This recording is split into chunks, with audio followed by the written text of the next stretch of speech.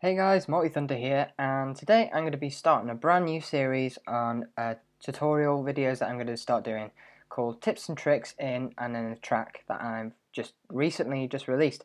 And I'm going to show you the tips and tricks that I used in the song, and in this series I'm going to be showing you the song Light Reflections that I've just recently done. If you haven't heard it, I recommend you go and check it out. It's in the description, and yeah, if you don't bother watching the tutorial if you haven't seen it, because a lot of it won't make sense otherwise, and you won't understand it. So anyway, if you haven't watched it, just go and pause it right now and go and watch it. So if you've done that, welcome back.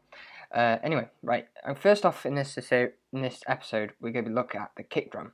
Now the kick drum in dance music is what drives your track. It's what pulses it. It's what it does so much. It's so much more than you think.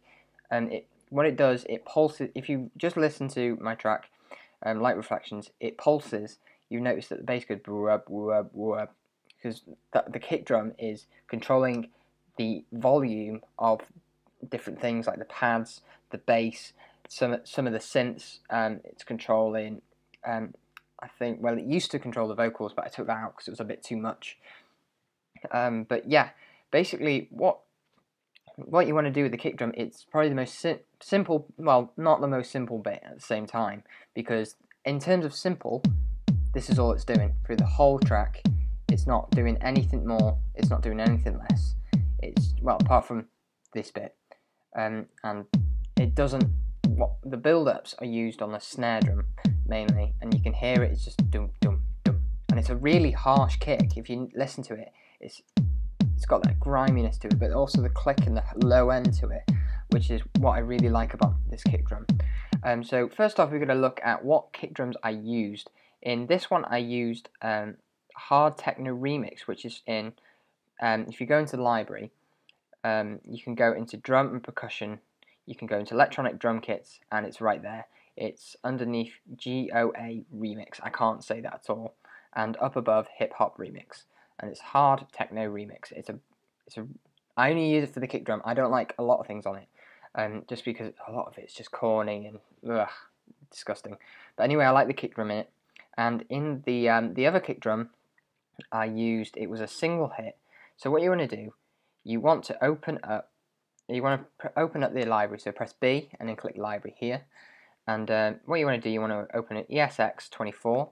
And this is your sampler, and it would automatically go into where it is. So what you want to do, you want to go into factory, you want to go into drum and percussion, then you want to go into single hit drums, kick drums, and I use layered drums, and I use the C120 and transistant C129. So right here, this is what I used. This one, really nice kick drum. I enjoyed using it and mixing it. Really nice when you got a really nice kick drum to mix. It just makes it a lot more pleasurable. But anyway, let's look at the first kick drum. And as you can hear, there is no high end at all. It's completely taken out. The multi-compressor, which was already with it. So this will, when you open the Hard Techno Remix sampler, this will come up already. So you don't need to worry about how this works, because multi-compressor, all it does is it's a compressor, but you can control different frequencies, which is great. It's really nice if you want to use it. It does come up with distortions, but they sound absolutely hideous. And you can also, if you want to like have like a build-up, you can have it goes down and then you pull it back to a chorus. So you can do that. You can automate that. You can but I haven't done that. I didn't want to use that, and I didn't use a distortion, but I kept them there just in case. Oh yeah, I remember, because oh no, I deleted it. Oh, I got to remake it again. I got, oh, how did it go? But if you just bypass it, then it's not a problem. It's not interfering, but it's there in case you need it. So yeah, and the EQ. This is I think I changed this a little bit. I boosted the low end to give it more of a body to it and give it that sub frequencies that the other kick drum doesn't have. I scooped out the mid bit where you get your muddiness from, and I completely took out the high end. didn't want the high end to collide with the other kick drum, which is this one. And as you can hear, there is absolutely no low frequencies at all. If you hear it, it's still got, it's a really good kick drum. I think it's really quiet at the moment. So it does sound a bit, it's all right. It's good. We're in the mix, I think. But you can get some even better ones in there. And what you want to do, you want to make sure that they are the same pitch.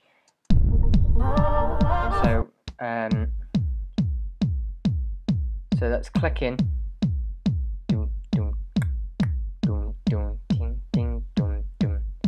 So they're harmonically correct, but they're not quite the same pitch, but they're harmonically correct, so it makes sense. If you don't know what harmonically correct means, it means that the sounds and the pitches go well together.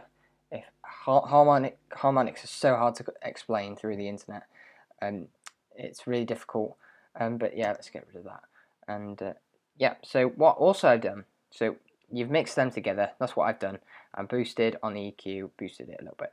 So what I've done, I've actually sent the this one, as I told you before, into a bus. Now, what the bus is doing, this is a side chain. So what I'm sending this in, so everything gets sent here, and it's all, and there's no output. All this is doing is being sent to a bus that I renamed Pulse, and it's a compressor, and this is on the pads. So what the pads are doing, if you listen, you can hear it pulsing. And so the kick drum is pulsing the pads, it's pulsing the bass drum to find it. You can hear it all pulsing, and so that works really well in dance music. So that's how I've done it. I'll show you how to do that in later tutorials, and when I start going into pads and different things like that. So what in this tutorial, we're just going back to kick drums. So what I've also done on the output, you can see that it's not going to stereo output, and it's not going to any of the others. So what I've actually done, I've put the output to a bus, and the bus, both the kick drums come together then, and then I can EQ both of the kick drums like at the same, so I don't have to go back to the other one in this one. This is a really handy tip if you want to like mix your kick drums and you've got, oh, I like both of the sounds, but they don't quite go together. How can I make them go together? You can put them in a bus together, and you can solve it here, and it's brilliant. So you can hear it without. It's got more of that chunkiness to it, which I really like in this dance track, which is what I wanted the kicks to do. So that's pretty much the kicks. That's all it is. There's other tutorials. I'll show you the snare drums quickly now. The snare drums, I think, sound very weird. They sound really, really cool, really poppy and really echoey. And I'll show you how I did that. And the acoustic, you can hear, and it's like a kind of sound, which I love those kind of things. But it just didn't quite cut through the mix. If you listen to it without, it just sounds a little bit gone. But if you bring in this here, it just brings out in the mix a little bit better. So I'll show you how to do that later on, and what I did, and it's a little bit more complicated, that one, what I did on the snare drum. It took me a little longer to work out. But anyway, guys, that's it. That is the kick drums. Hope some of these things that I used help you out. And oh yeah, just the last thing, if you look at the volumes difference between this kick drum and this kick drum, the volume difference is huge. The click has to be just right. I deliberately made it louder because I wanted people who are listening on rubbish headphones, who don't have much bass, to be able to still hear that click, that kick, and it was very difficult trying to get the balance. But anyway, that is it, guys. Really hope you enjoyed this tutorial, and yeah, if you if you want to see more tutorials and have snare, hi-hat, the boom's awesome. I won't show you that now because it will be in future tutorials and it sounds amazing. Go and check out the track. So yeah, that's it. Make sure to subscribe, like, favorite, do what you need to do to help me out. But yeah, that's great. Thanks guys, goodbye.